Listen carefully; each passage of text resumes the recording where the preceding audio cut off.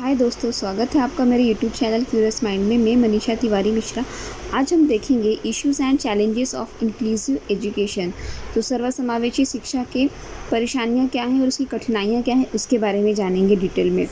तो जैसे कि हम जानते हैं कि बहुत सारी कठिनाइयाँ होती हैं, अलग अलग प्रकार के बच्चे देखे जाते हैं समावेशी शिक्षा में जब वे एक ही कक्षा के नीचे आते हैं। तो चलिए इनके बारे में डिटेल में देखते हैं। कैरेक्टरिस्टिक ऑफ इंडिविजुअल प्यूपिल्स, व्यक्तिगत विद्यार्थियों की विशेषताएं। तो जैसे कि हम देखते हैं कि हर एक क्लास के अंदर सामान्य और असक्षम बच्चे दोनों एक साथ बैठे हैं। तो यहाँ पे ये जानना बहुत ज़्यादा कठिन होता है कि कौन से बच्चे में डिसेबिलिटी है, यानी कौन से बच्चे में असक्षमता है, और उसकी ज़रूरत के हिसाब से टीचिंग करना और उसे बहुत ही स्पेशल अटेंशन देना और उसी के हिसाब से पढ़ाना, ये थोड़ा सा एक टीचर के लिए कठिन हो जाता है। यहाँ पे इंक्लूसिव एजुकेशन का जो प्रावधान है वो थोड़ा सा कम पड़ जाता है जब हम विशेषताओं बच्चों की एक व्यक्तिगत बच्चों की बात करते हैं। उसके बाद देखिए, lack of access to the mainstream, यानी जो हमारी मुख्य धारा है वहाँ तक पहुँचने में अभाव महसूस हुआ है। जैसे कि हम लोग देखते हैं कि 30 मिलियन बच्चों में से 4 से 5% बच्चे ही ऐसे होते हैं जिन्हें मतलब स्पेशल ज़रूरत पड़ती है टीचिंग मटेरियल की या ख़ास सुविधाओं की। तो इन बच्चों के अंदर ये सारी चीज़ें हम नहीं देखते हैं स्कूल में, क्योंकि स्कूल उतना मतलब एग्री नहीं करते हैं ये सारी फैसिलिटीज़ उन बच्चों के लिए सुविधाएं देने के लिए। तो कुछ आप गवर्नमेंट स्कूल ही देख लीजिए, वे कहाँ इतना मतलब बच्चों के लिए सुविधाएं उपलब्ध करवाते हैं कि जहाँ डिसेबल बच्चे भी एक क्लास में आके बैठ सके। कुछ प्राइवेट स्कूल होंगी जो करवाती हैं, बट आप most of the private school भी देख सकते हैं जो कि इतनी सुविधाएं वे उनके लिए भी उपलब्ध नहीं करवाती हैं, मतलब उतने इंटरेस्ट से वो काम नहीं करती हैं कि इन बच्चों को कुछ परेशानी ना हो, ऐसा उनका कुछ उद्देश्य नहीं रहता है। Lack of awareness and attitude, मतलब दृष्टिकोण और उनकी जागरूकता की कमी होती है। यहाँ पे देखा गया है कि मतलब सर्वसमावेशी शिक्षा यहीं पे हार जाती है जब ये देखा जाता है कि जागरूकता और सकारात्मक जो दृष्टिकोण है वे बहुत कम है। किसके अंदर बहुत कम है? ये एक टीचर के अंदर बहुत कम देखा जाता है। बच्चे जिसके बीच में बैठकर पढ़ते हैं उनके क्लासमेट्स के बीच में देखा जाता है, उनके जो दोस्त होते हैं उनके अंदर देखा गया है, फिर उन्हीं के पेरेंट्स के अंदर देखा गया है। समूह हमारे समाज के अंदर देखते हैं हम कि असक्षम बच्चों को पढ़ाने में उतनी रुचि नहीं ली जाती है और उन्हें उतनी सुविधाएं देने में लोग उतना मतलब कहीं ना कहीं परेशानियां ही करते हैं वो लोग। और इस वजह से जो असक्षम बच्चे हैं वे अपने आप में एक भेदभाव वाली फीलिंग वे महसूस करते हैं। लैक ऑफ ट्रेन टीचर्स, यानी कि प्रशिक्षित टीचर की कमी देखी गई है इंक्लूसिव एजुकेशन। अगर हमें ये प्रक्रिया पूरी करनी है तो हमें ट्रेन टीचर ही अपॉइंट करने चाहिए अपने स्कूल में, क्योंकि ये जो टीचर होती हैं इन्हें एक साधारण बच्चे में और एक स्पेशल नीड जो बच्चे को जो बच्चा मतलब पढ़ाई में थोड़ा सा असक्षम है उसके हिसाब से पढ़ाई का इन्वायरमेंट बनाने की वजह वे सारे बच्चों को एक ही तरह पढ़ाएंगी, जिस वजह से जो बच्चे में कमी है वो दूर नहीं हो पाती है। और इसी की कमी होती है कि ट्रेन टीचर ना होने की वजह से ये सारी प्रॉब्लम्स आती हैं। लार्ज क्लास साइज़, यानी अगर हमारी कक्षा बहुत ज़्यादा बड़ी है जहाँ पे 70 से 80 बच्चे एक ही क्लास में बैठ रहे हों, तो वहाँ पे व्यक्तिगत बच्चों के तरफ ध्यान देना बहुत ही कठिन हो जाता है एक टीचर के लिए। और उसमें से ये ध्यान देना कि कौन से बच्चे में शिक्षा की कमी देखी जा रही है या किस बच्चे में पढ़ने में असक्षमता है और उसके लिए उसे कितनी ज़्यादा मेहनत करनी है या कुछ और अलग सा कैसे करना है, ये थोड़ा सा डिफ़िकल्ट हो जाता है अगर एक ही क्लास में 60 से 70 बच्चे हो, यानी कि बहुत बड़ी कक्षा हो। तो ये भी एक इंक्लूसिव एजुकेशन में बहुत बड़ी कमी है। Lack of child centred and relevant curriculum, तो जो हमारा एक करिकुलम है संदर्भित और बाल केंद्रित जो शिक्षा है हमारी, उसमें कमी देखी जाती है, क्योंकि जो हमारा पाठ्यक्रम है ये बहुत ही लचीला नहीं है। और इस वजह से जो हमारे बच्चे हैं असक्षम होते हैं, जो हमारे बच्चे पढ़ाई में, उन बच्चों के लिए थोड़ा सा कठिन हो जाता है ये समझना पाठ्यक्रम को जल्दी कवर करना, और उनके पास कोई चॉइस नहीं रह जाती है, जिस वजह से उन बच्चों के अंदर जो भी हम टीचिंग मटेरियल टीचर्स यूज़ करती हैं उनको पढ़ाने के लिए साधारण बच्चों को देखते हुए, और उस हिसाब से फिर ये बच्चे नहीं पढ़ पाते। जो बच्चे असक्षम हैं पढ़ने में, जैसे कि किसी के अंदर डिसलेक्सिया का प्रॉब्लम है या कोई बच्चा डीफ है और क्लास में बैठा है, तो टीचर के लिए बहुत बड़ा चैलेंज हो जाएगा कि एक ही टीचिंग मटेरियल से वे किस तरीके से उसे पढ़ाए। और ये बच्चे के लिए भी समझना मुश्किल हो जाता है, जो टीचर पढ़ा रही है उसे वो ऑब्ज़र्व नहीं कर पाते हैं। तो यहाँ पे यही चीज़ देखी गई है कि बालक केंद्रित शिक्षा नहीं रह जाती है, और जो पाठ्यक्रम रहता है उसके हिसाब से बच्चा कवर नहीं हो पाता है। लैक ऑफ प्रॉपर इंफ्रास्ट्रक्चर, तो जो ढांचा होता है उसमें भी कमी देखी गई है। बुनियादी जो ढांचे उसमें कमी देखी जाती है। यहाँ पे देखा गया है कि जो बच्चे असक्षम हैं पढ़ने में, उनकी बहुत सारी प्रॉब्लम्स होती है। जैसे कि हमारे इंडिया में हमने देखा है कि बहुत सी ऐसी स्कूल हैं जो कि अच्छा टीचिंग मटेरियल प्रोवाइड नहीं करा पाती हैं इन बच्चों के हिसाब से, और ये बच्चे जो हैं इन्हीं के लिए बहुत अच्छा एक टीचिंग मटेरियल होना चाहिए, तभी इन्हें पढ़ाई समझ में आती है थोड़ी बहुत। जैसे कि हमने लास्ट वीडियो में देखा था कि एक ही बच्चे के अंदर सुनने बोलने की अक्षमता हो, तो उस बच्चे को किस तरह से पढ़ाया जाए। तो ये सारी चीज़ें कब पॉसिबल होंगी, जब उतने सारी मटेरियल्स टीचर के पास अवेलेबल होंगे और वे ट्रेन टीचर होंगी, तभी वे इतना काम कर पाएंगी और तभी इंक्लूसिव एजुकेशन वहाँ तक पहुँच पाएगा। यहाँ पे देखिएगा लैक ऑफ पार्टिसिपेटरी एक्टिविटीज़, यानी गतिविधियाँ सहयोगात्मक जो गतिविधियाँ है उसमें अभाव देखा गया है।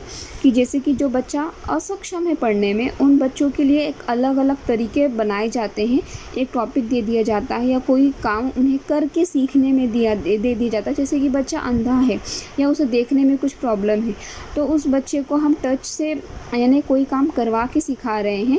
तो यहाँ पे देखा जाता है कि टीचर अपने ही हिसाब से पढ़ा रही है या कोई टॉपिक पे डिस्कशन करवा रही है, और वो बच्चा नहीं कर पाएगा क्योंकि उसे करके सीखने की आदत है। अगर वो बच्चा नहीं देख पा रहा है अच्छा से, तो वो करके सीखेगा, लेकिन जब डिस्कशन की बारी आएगी तो वो थोड़ा सा पीछे हट जाएगा बाकी बच्चों के मुकाबले, क्योंकि उसे करके सीखना है। अगर उसे वही एक्टिविटी नहीं मिलेगी तो वो कैसे समझेगा उस टॉपिक के आगे कैसे जाना है उसे। तो इस तरीके से बच्चों में सहभागिता और क्रियाओं की थोड़ी सी कमी देखी गई है, जिसकी वजह से इंक्लूसिव एजुकेशन हमारा उतना आगे नहीं बढ़ पाया है। ये उसकी कठिनाई महसूस होती है इंक्लूसिव एजुकेशन के रूल्स को फॉलो करने में। Involvement of parents and community, संगठन और हमारे माता पिता का सहयोग बहुत ज़्यादा ज़रूरी है स्कूल में, क्योंकि यही एक समावेशन का हमारी जो समावेशी शिक्षा है उसे आगे ले जाने में सबसे ज़्यादा सहयोग करते हैं हमारे माता पिता, बच्चों के माता पिता और समूह जो होते हैं। यही लोग जैसे कि हम लोग देखेंगे कि जो बच्चे डिसेबल होते हैं उनके अंदर पढ़ने में हमेशा ही रुचि नहीं देखी गई है।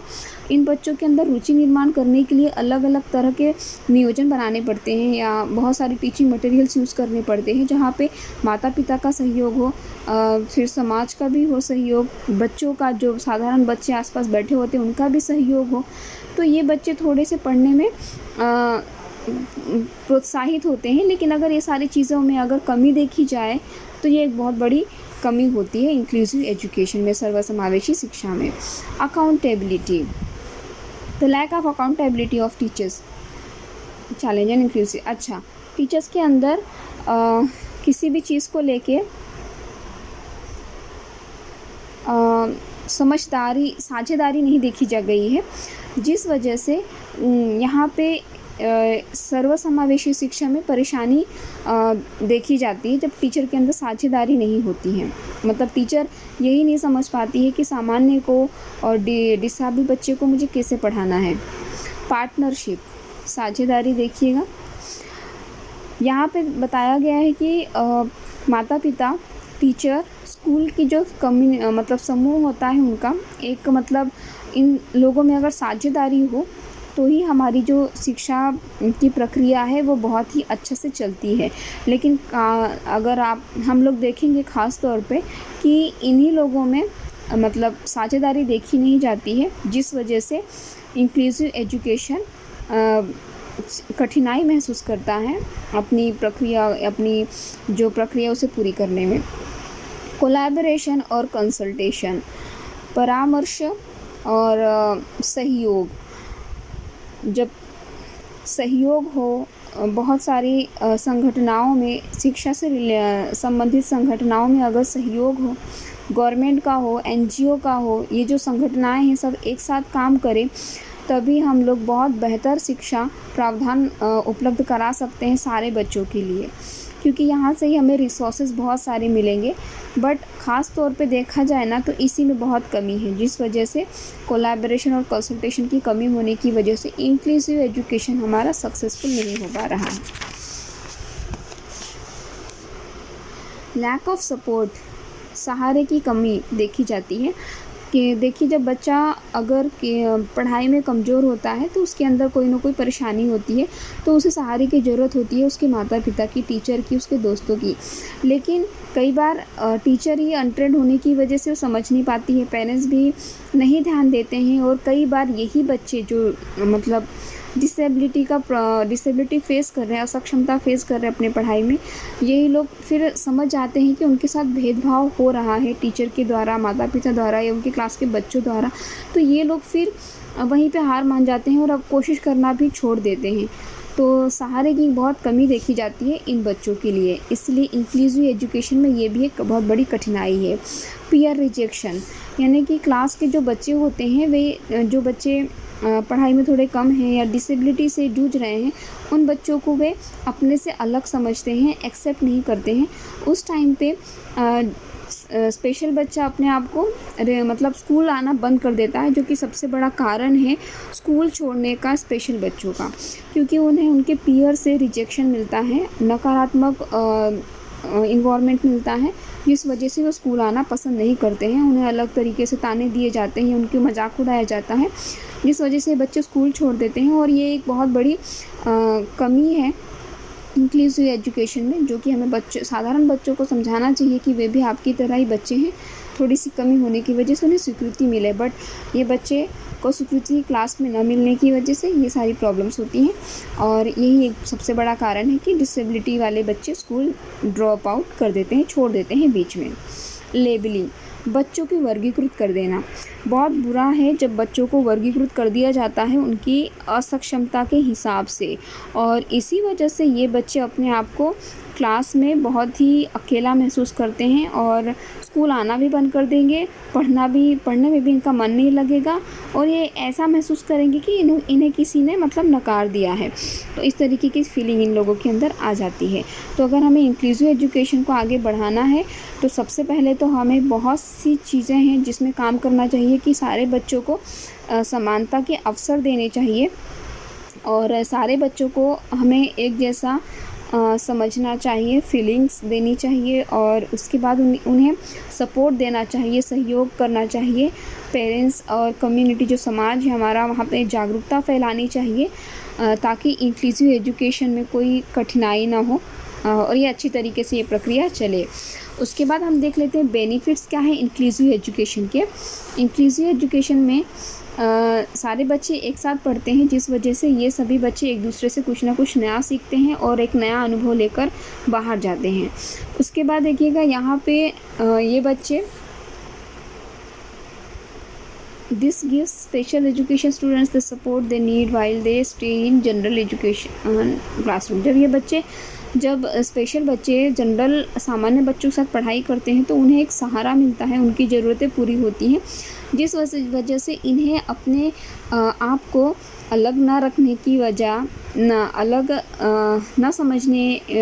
ना समझने वाली फीलिंग आती है, और वे खुद को अपने फैमिली का, समाज का, दोस्तों का अपना एक खुद का एक पार्ट समझते हैं, और इनका जो विकास है वो सही दिशा में होता है।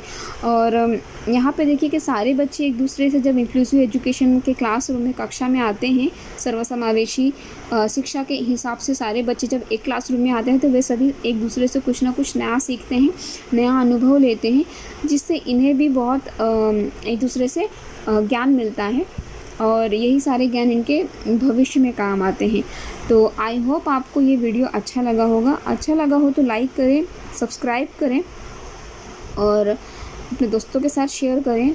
और कोई बात रह गई हो, जैसे कि कुछ गलत हो गया हो या कुछ चीज़ें आपको कहनी हो, तो आप कमेंट बॉक्स में ज़रूर कहिएगा, एंड उस पर भी काम किया जाएगा। And thank you for watching this video.